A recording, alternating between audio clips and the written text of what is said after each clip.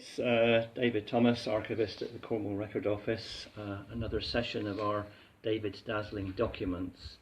They say that you should never ever judge a book by its cover, and what we've got here on the table today illustrates that point, I think, beautifully.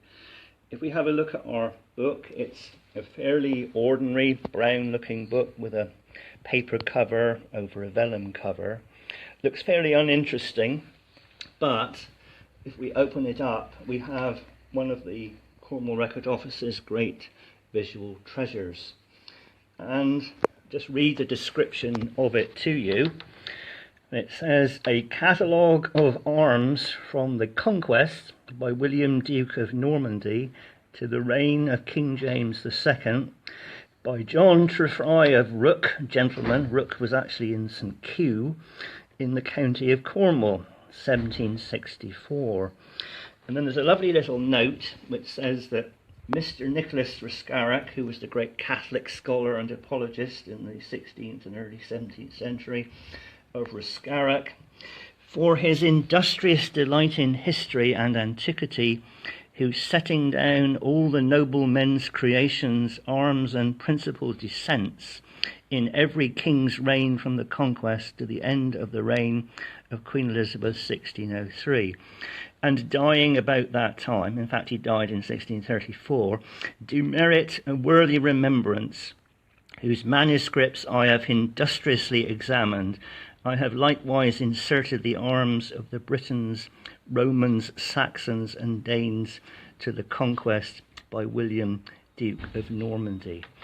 We also have an index of the different families that are involved. We can see all the different names and the pages of the entries to which they actually relate. But it's a really stunning visual coloured volume. And if we turn to some of the early pages, we can see, for example, here, the arms of the nobility and the gentry of Cornwall and the carried on. It's a very human book because he didn't obviously finish the project, and some of the coats of arms were never inserted.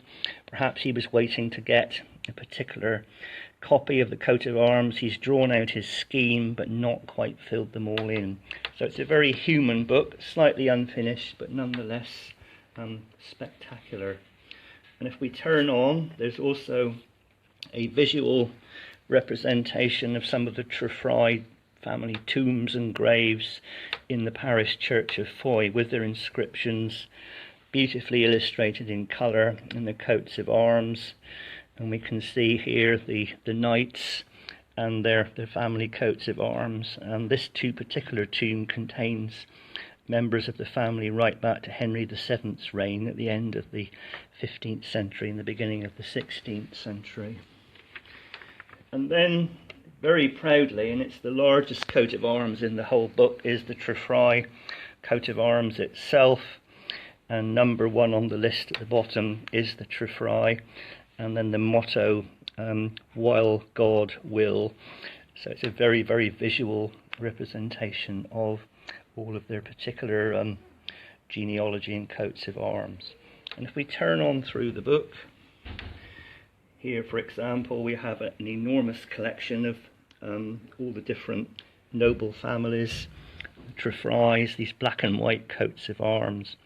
And as the families intermarry, you have the different families coming in and the coats of arms change shape. It's a fascinating record. And in fact, in 1620, the heralds came to Cornwall on their visitation and they recorded the coats of arms of the great Cornish landed families and produced a study on it.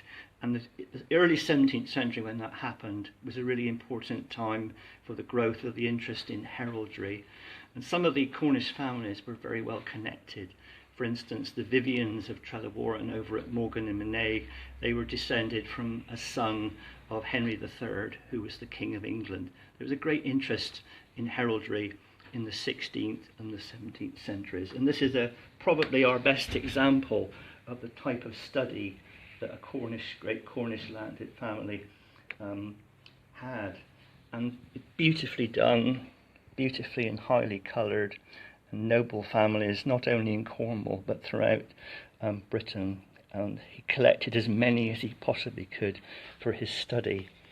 And then if we turn further on in the book, here, for example, are the arms of Henry VIII, the King of England, with the Tudor rose, the red and white rose, and also the Beaufort portcullis, which we used to see on the old threepenny bits, and then the royal arms of England.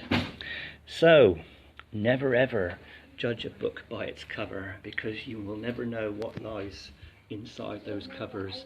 And also, if you're interested in family history, this is the type of material that provides the background detail to those studies. Do come and enjoy it.